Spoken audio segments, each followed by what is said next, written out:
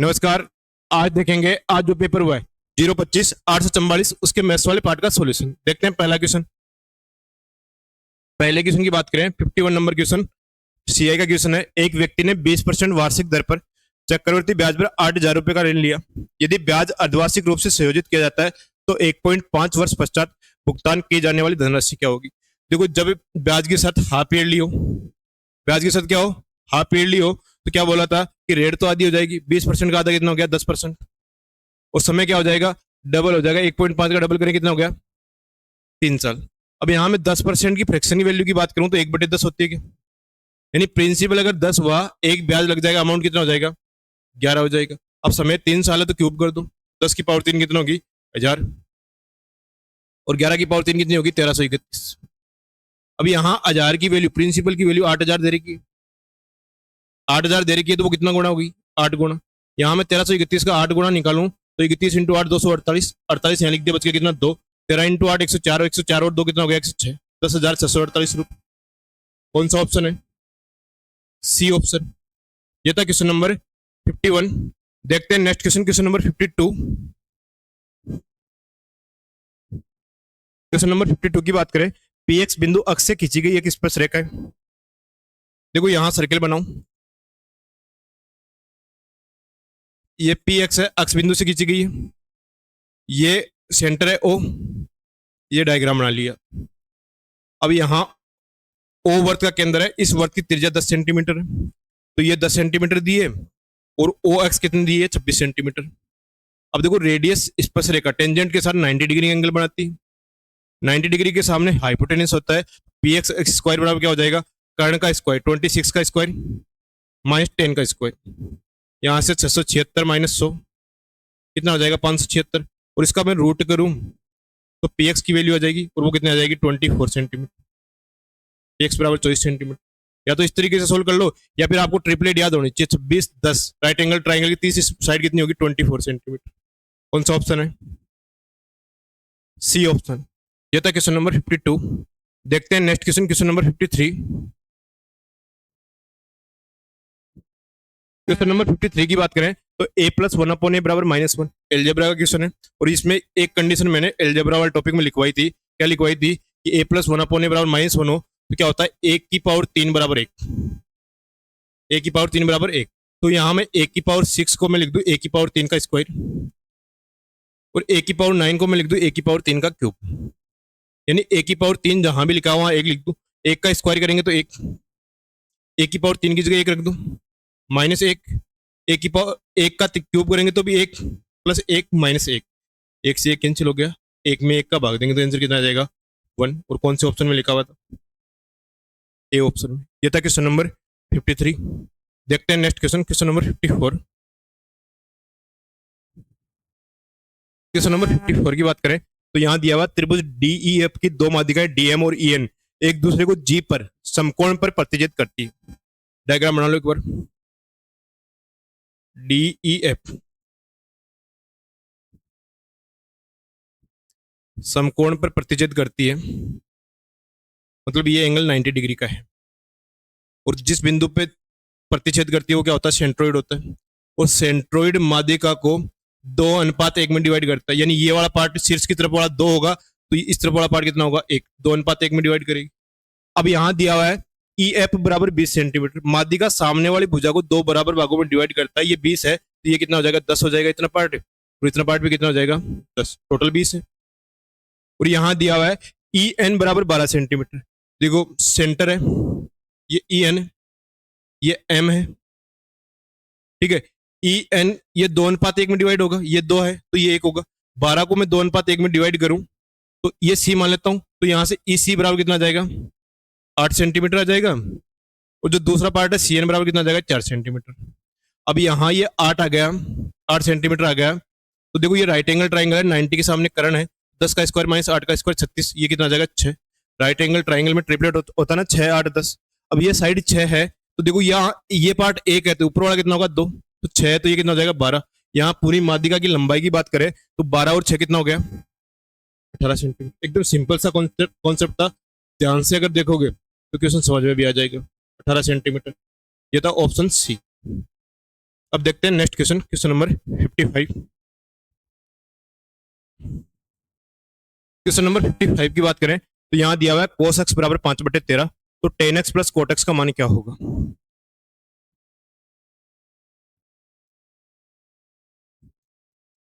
तो ये क्या होता है? Base upon hypotenuse. अब देखो दो भुजाएं 5 और 13 राइट एंगल में है, तो परपेंडिकुलर कितना हो जाएगा? 12 सेंटीमीटर। अब यहाँ से tan x cot x की बात करें तो ये परपेंडिकुलर अपॉन बेस, और ये क्या होता है? Base upon perpendicular. यहाँ p का मान दे रहेगा 12, b का मान दे रहेगा 5, 12/5 प्लस 5/12, एलसीएम लिया तो 12×5 = 60। यहाँ 12 × 12 144, 5 × 5 5 × 5 25, एलसीएम कितना आया? 60 आया। 144 और 25 कितना आ गया? 169, 169/60। कौन सा ऑप्शन है? C option. ये था क्वेश्चन नंबर 55। देखते हैं next question, question number 56। Question number 56 की बात करें, 10% और 20% का एकल समतुल्य बट्टा ज्ञात कीजिए। देखो एकल समतुल्य बट्टे की बात करें तो a + b माइनस AB/100 ये होता है क्या? तो यहाँ 20 और 10 को जोड़ूंगा 30, 20 और 10 को इंटू करूंगा 200, और 200 में 100 का भाग दिया, कितना आया? 2। 30 में से 2 गया, कितना आया? 28%। एकदम इजी सा क्वेश्चन था, और आंसर क्या आ गया? C option. ये था क्वेश्चन नंबर 56। देखते हैं नेक्स्ट क्वेश्चन, क्वेश्चन नंबर 57।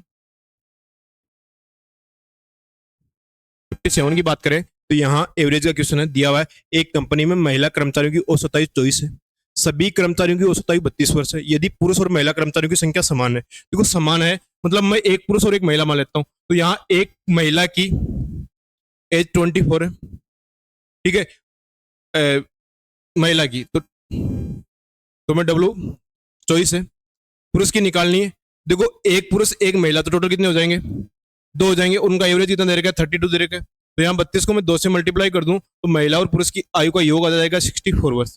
अब यहाँ से एक महिला की आयु 24 वर्ष है, तो 64 में से अगर मैं 24 माइनस कर दूं तो एक पुरुष की आयु आ जाएगी कितनी? 40 वर्ष, 14 वर्ष, 40 वर्ष। कौन सा ऑप्शन है? D option. ये था क्वेश्चन नंबर 57। देखते हैं next question, question number 58।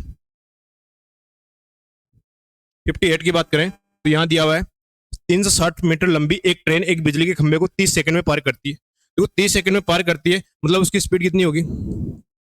360/30, 12 metre पर सेकंड। विपरीत दिशा में यात्रा कर रही समान लंबाई की दूसरी ट्रेन को 15 सेकंड में पार करती है। देखो समान लंबाई की है तो वहां डिस्टेंस क्या काउंट होगी? 360 पहली रेलगाड़ी की और 360 दूसरी रेलगाड़ी की, 720 मीटर। समय दे रखा है 15 मीटर पर सेकंड। अब यहाँ मैं स्पीड की बात करूँ, रिलेटिव स्पीड की बात करूँ, दोनों विपरीत दिशा में, पहले की स्पीड 12 है, दूसरे की मान लेता हूँ मैं S1, तो 12 + S1 मीटर पर सेकंड। अगर स्पीड अगर आपको याद करनी है तो डिस्टेंस अपॉन टाइम, 720 में अगर मैं 15 का भाग दूं कितनी बार जाएगा? 48 मीटर पर सेकंड। वो किसके बराबर है?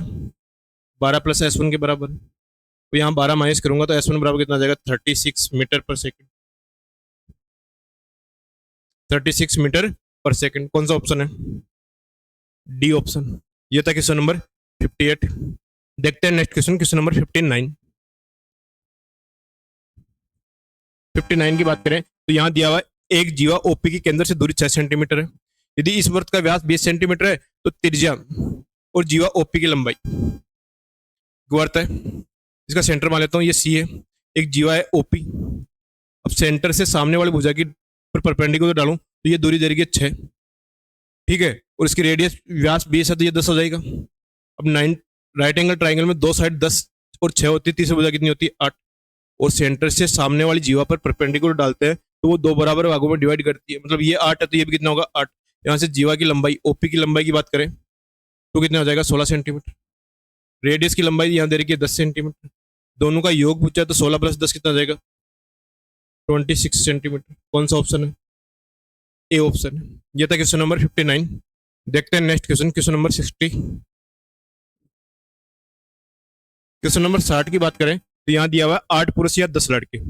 8 पुरुष या 10 लड़कों की बात करें तो यहाँ 8 पुरुष के बराबर 10 लड़के ले सकते हैं। 10 बॉय, 2 से काटेंगे 5 बार, 2 से काटेंगे 4 बार, यानी एम एक पुरुष एक दिन में 5 काम करता है और एक लड़का एक दिन में कितना काम करता है? 4। अब यहाँ दोबारा से मैं 8 पुरुष ले लूँ या 10 लड़के ले लेते हैं।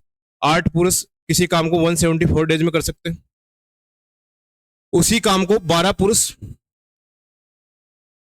14 लड़के कितने दिन में पूरा करेंगे? तो दोनों कंडीशन में आया क्या? टोटल वर्क है। देखो यहाँ एम एम और बी का मान क्या आ गया? 5 और 4। मान रखूँ 8 पंजो 40 इंटू 174।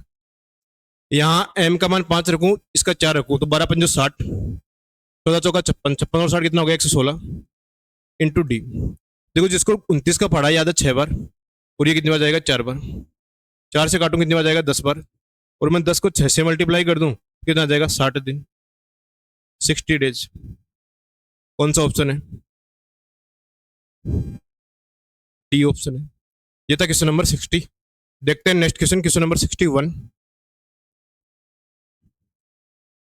क्वेश्चन नंबर 61 की बात करें तो 3 संख्याओं का अनुपात 6 अनुपात 5 अनुपात 9 है। यदि पहली संख्या का 20% 30 है, पहली संख्या का 20% 30 है, 20% का मतलब कितना हुआ? 1/5। तो पूरा कितना हो जाएगा? 30 इंटू 5, 150 हो जाएगा। पहली संख्या 150 है, तो 6 का मान 150 है क्या? 6 का मान 150 है, तो कितना गुणा है? 25 गुणा है। तो पहली संख्या 150 आ गई, दूसरी संख्या कितनी आ जाएगी? 25 गुणा 125। और तीसरी संख्या 25 गुणा करेंगे तो 25 9 225। पहली संख्या 150, दूसरी संख्या 125, तीसरी संख्या 225। आगे बढ़ो, तीसरी और दूसरी संख्या के अंतर का 50%, दोनों का डिफरेंस लेते हैं तो कितना आ गया? 100। और 100 का 50% मतलब आधा, 100 का आधा कितना होगा? 50। कौन सा ऑप्शन है? D option. ये था क्वेश्चन नंबर 61। देखते हैं next question, question number 62। D का क्वेश्चन है, यहां दिया हुआ L1 वर्ष ए और बी में जे के औसत व्यय और सी और डी में कंपनी के औसत व्यय के बीच का अंतर है। देखो ए और बी का कंपनी जे, ए और बी, जे कौन सा है? स्क्वायर वाला है। ए और बी 400 और 300 का एवरेज लूं तो कितना आ जाएगा? 350 आ जाएगा। ठीक है, अब यहां से मैं सी और डी का के कौन सा है? सर्किल वाला है। सी और डी कौन सा है? ये वाला सर्किल वाला। 500 और 300 800, 800 का आधा लेंगे कितना आ जाएगा? 400। इसका एवरेज 400 आ गया। 400 में से 350 माइनस किया तो 50 आ गया। ये मान आया L1 का। किसका मान आया? L1 का। L2 का अगर मान निकालें तो L2 का दिया हुआ है, सभी 5 वर्षों में कंपनी के औसत व्यय। के कौन सा है? सर्किल वाला है। और सर्किल वाली ये है 1000 और 700 1700 और 500 2200 और 300 2500, 2500 और 200 कितना हो गया? 2700। उसका एवरेज निकाले, 2700 में 5 का भाग दें, किसी भी संख्या में 5 का भाग देते हैं, उसका डबल करो और 1 जीरो उठा दो, 540। देखो 540 और 50 का डिफरेंस पूछा है, L2 माइनस L1, वो कितना आ जाएगा? 490। अच्छा DI का क्वेश्चन था, थोड़ा सा ध्यान से करोगे तो एकदम इजी भी था। क्वेश्चन नंबर 62 और आंसर क्या आ गया? A option. देखते हैं नेक्स्ट क्वेश्चन, क्वेश्चन नंबर 63। 63 की बात करें तो यहाँ दिया अनिल ने एक वस्तु को 15% की हानि पर बेचा। यदि उसने 84 रुपए अधिक में बेचा होता तो उसे 13% का लाभ होता। देखो 100 रुपए की वस्तु को उसने पहले किसने बेचा? 85 में। 100% मान लेता हूँ, 85% में बेचा। अगर इसको वो 84 रुपए अधिक में बेचता तो 13% का लाभ होता, यानी 113% में बेचता। देखो परसेंटेज में डिफरेंस की बात करूं तो 28%, 28% मतलब 84 RS। तो यहाँ से 1% की वैल्यू कितनी आ गई? 3 रुपए। अब किसी का भी मान पूछा आसानी से आंसर आ जाएगा। 1% की वैल्यू 3 रुपए है, तो यहाँ पूछा क्या है? 20% का लाभ अर्जित करने के लिए। देखो 100 रुपए की वस्तु को 20% का लाभ अर्जित करने के लिए 120% में बेचना पड़ेगा। तो 120 इंटू 3 कितना आ जाएगा? 360 रुपए। 360 रुपए। कौन सा ऑप्शन है? डी ऑप्शन है। ये था क्वेश्चन नंबर 63। देखते हैं नेक्स्ट क्वेश्चन, क्वेश्चन नंबर 64। 64 की बात करें तो त्रिभुज ए बी सी एक समकोण त्रिभुज है। कोण बी बराबर 90 डिग्री, ए बी बराबर 12 सेंटीमीटर, बी सी बराबर 5 सेंटीमीटर। कोस ए प्लस साइन सी।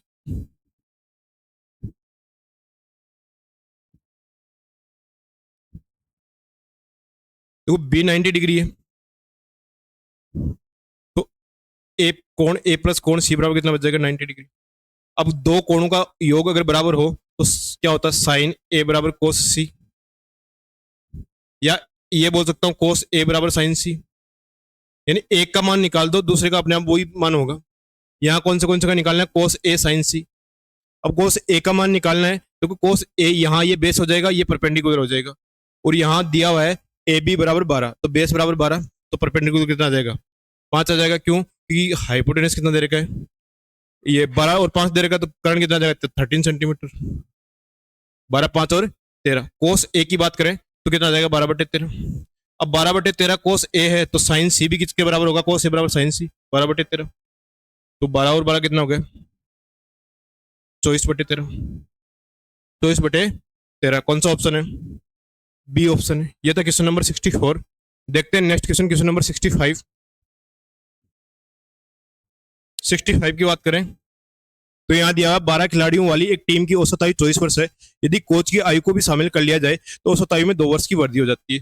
देखो 12 पहले खिलाड़ी थे, एक कोच हो गया, तो अब टोटल कितने हो गए 13, और 2 वर्ष बढ़ा है तो 13 × 2 कितना बढ़ गया 26 वर्ष, यानी टोटल में 26 वर्ष बढ़ा है, तभी तो 2 वर्ष बढ़ा है। पहले जो औसत आई थी वो 24, उसमें अगर मैं 26 ऐड कर दूं तो कोच की आयु आ जाएगी, कितनी आ गई 50 वर्ष। कौन सा ऑप्शन है, ए ऑप्शन। ये था क्वेश्चन नंबर 65। देखते हैं next question, question number 66। Question number 66 की बात करें, यदि एक घन का आयतन 1728 सेंटीमीटर है, घन का आयतन क्या आता है साइड का क्यूब, ए क्यूब बराबर 1728, तो यहाँ ए बराबर कितना आ जाएगा 12 सेंटीमीटर, क्योंकि 12 का क्यूब होता है। पूछा है संपूर्ण पृष्ठीय क्षेत्रफल 6a², यानी 12 का स्क्वायर कितना होता है 144, और 144 का 6 गुणा करेंगे तो कितना आ जाएगा 864 सेंटीमीटर स्क्वायर। कौन सा ऑप्शन है, बी ऑप्शन। ये था क्वेश्चन नंबर 66। देखते हैं next question, question number 67। Question number 67 की बात करें तो यहाँ दिया हुआ यदि 4 अंकों की संख्या 4, 8, A, B 2, 5 और 7 से विभाज्य, देखो 2 और 5 से विभाज्य होगी, मतलब 10 से विभाज्य होगी, और 10 से विभाज्य होगी तो उसके लास्ट में क्या आएगा 0 आएगा, यानी यहाँ से B का मान तो डिसाइड हो गया 0, तो यहाँ से B का कोई मतलब नहीं है। यहाँ निकालना 10 का A, 10 A का मान निकालना है। अब देखो 4, 8, A 0, अब 0 को हटा दो, 4, 8 A ऐसी संख्या जिसमें 7 का भाग जाए, देखो 48 में 7 का भाग देंगे तो 6 बार, 6 बार जाएगा, रिमाइंडर कितना बचा 6A।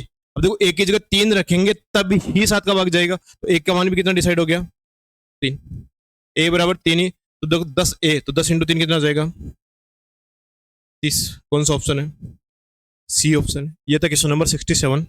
देखते हैं नेक्स्ट क्वेश्चन, क्वेश्चन नंबर 68। 68 की बात करें तो यहाँ दिया हुआ 2 संख्याएं 9:16 के अनुपात में, पहली संख्या और दूसरी संख्या 9:16 के अनुपात में, प्रत्येक में 40 की वृद्धि कर दी, +40 +40, तो 2:3 हो जाता है, यानी समान संख्या ऐड किया है, मतलब उनका डिफरेंस क्या रहेगा सेम। तो पहले 7 का डिफरेंस है तो यहाँ भी 7 का डिफरेंस होना चाहिए, तो यहाँ मैं 7 का मल्टीप्लाई कर दूं तो अब संख्या 14, 7 से मल्टीप्लाई कर दूं अब कितनी संख्या कितनी होगी 21, यानी पहले संख्या 9 थी अब कितनी होगी 14, पहले संख्या 16 थी अब कितनी होगी 21, यानी कितना बढ़ गया 5 बढ़ गया। अनुपात में ये 5 बढ़ा और रियल में वो कितना बढ़ा था 40 बढ़ा था, यानी 1 की वैल्यू कितनी आ गई 8 आ गई। पूछा क्या है दोनों संख्याओं के बीच का अंतर, देखो 9 और 16 के बीच का अंतर कितना है 7, अब 1 का मान 8 है तो 7 का मान कितना हो जाएगा 7 × 8 56। एकदम सिंपल सा कॉन्सेप्ट है, और रेशियो प्रोपोर्शन में ऐसे खूब क्वेश्चन किए थे। 56 सेंट, अच्छा 56 56, कौन सा ऑप्शन है, ए ऑप्शन। ये था क्वेश्चन नंबर 68। देखते हैं नेक्स्ट क्वेश्चन, क्वेश्चन नंबर 69। 69 की बात करें तो यहाँ दिया हुआ x + 1 का स्क्वायर प्लस x + 2 का स्क्वायर बराबर 16, तो 4x² प्लस 12x प्लस 40 का मान क्या होगा। देखो यहाँ से मैं इसको सोल्व करूँ तो ये तो आ जाएगा x² प्लस 2x प्लस 1, इसको सोल्व करूँ तो x² प्लस 4x प्लस 4। कैसे सोल्व किया कि a प्लस बी का स्क्वायर क्या होता है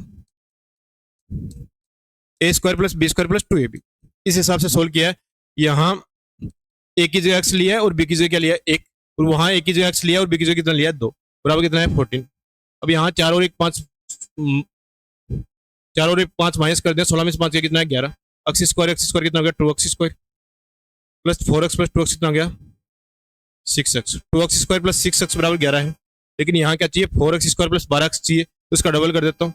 अब डबल करूंगा 4x² प्लस 12x बराबर कितना गया 22, यानी जहां भी 4x² प्लस 22x लिखा हुआ है 12x लिखा हुआ है वहां लिख दो 22, तो यहाँ 22 प्लस 40 कितना आया 62। कौन सा ऑप्शन है, बी ऑप्शन। ये था क्वेश्चन नंबर 69। देखते हैं नेक्स्ट क्वेश्चन, क्वेश्चन नंबर 70।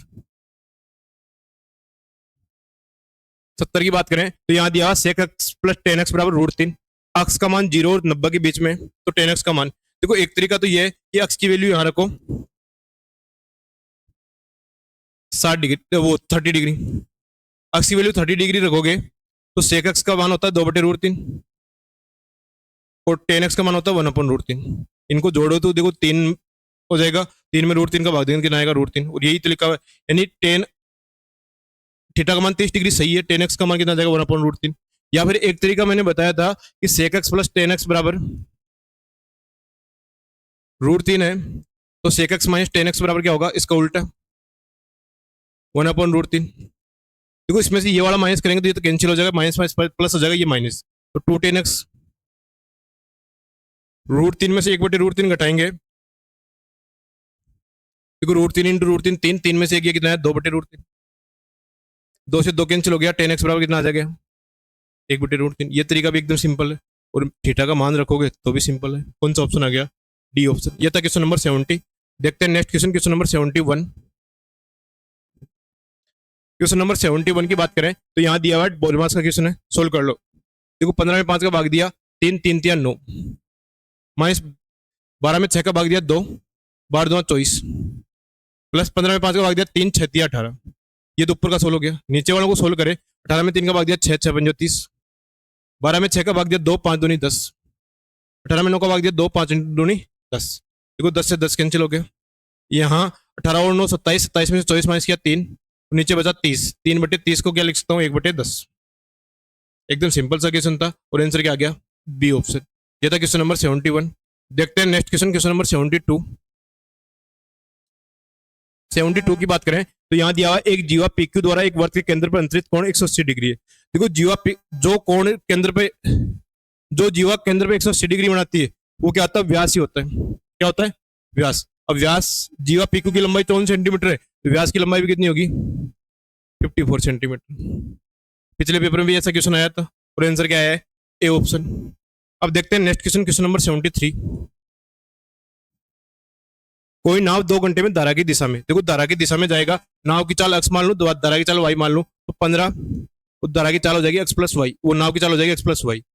अगर मैं बात करूं 8, उसमें x माइनस वाई का भाग दूं, देखो दूरी में चाल का भाग दिया, दूरी में चाल का भाग दिया, तो समय आ जाएगा 2 घंटे। ठीक है, आगे लिखूं 2 घंटे 50 मिनट लगता है धारा की दिशा में 20, तो देखो 20 और उसकी धारा की चाल कितनी हो जाएगी x plus Y plus 12/x minus Y. 2 घंटे 50 मिनट को मैं 17/6 घंटे लिख सकता हूँ। कैसे कि 2 50 को बटे 60, 5/6, 6 दूनी 12 और 5 17/6 घंटे। देखो यहाँ एक तरीका तो यहाँ से वैल्यू रख कर सकते हैं कि 2 कब बनेगा, जब ये 1 होगा और ये भी क्या होगा 1, तो मैं यहाँ से x प्लस वाई की वैल्यू कितनी ले लूँ 15, और x माइनस वाई की वैल्यू कितनी ले लूँ 8। तो यहाँ तो संतुष्ट हो रहा है, यहाँ रख के देखता हूँ एक बार, 20/15 प्लस 12/8।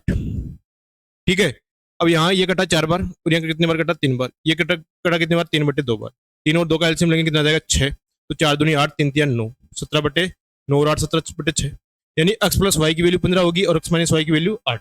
यानी नाव अगर धारा की दिशा में गई तो 15 किलोमीटर पर आवर, विपरीत दिशा में गई तो 8 किलोमीटर पर आवर। यहाँ किस दिशा में गई है, धारा की दिशा में, धारा की दिशा में आंसर क्या आ जाएगा, सी ऑप्शन। यह था क्वेश्चन नंबर 73, और आंसर क्या आ गया, सी ऑप्शन। देखते हैं नेक्स्ट क्वेश्चन, क्वेश्चन नंबर 74। यदि वर्ष 2014 में परिवार की कुल आय 1,50,000 है, तो आवास तथा परिवहन पर किए गए व्यय का अंतर, आवास और परिवहन, आवास और परिवहन की बात करें, परिवहन का है ये रहा 5%, आवास कितना है 10%, दोनों का, यानी कुल जो राशि दे रही है उसका 5%, तो 2 जीरो हट जाएगा, 1500 का 5 गुना कितना आ गया 7,500, तो 1,50,000 का 5% निकालोगे तो कितना जाएगा 7,500। अब देखते हैं आज के पेपर का लास्ट क्वेश्चन, एकदम सिंपल सा क्वेश्चन है डीआई का। क्या दिया, परिवार द्वारा किस मद पर भोजन के सिवाय, यानी भोजन को छोड़ देना है, सर्वाधिक व्यय किया गया, यानी भोजन को तो छोड़ दो, भोजन वाला कहाँ है ये, इसके अलावा देखो वो सबसे ज्यादा कौन सा 20%, वो किस में आ रहा है, अदर, अन्य में, कौन सा ऑप्शन है, सी ऑप्शन। ये तक पेपर 025 844 के मैथ्स वाले पार्ट का सॉल्यूशन। ठीक है, आज के लिए इतना ही।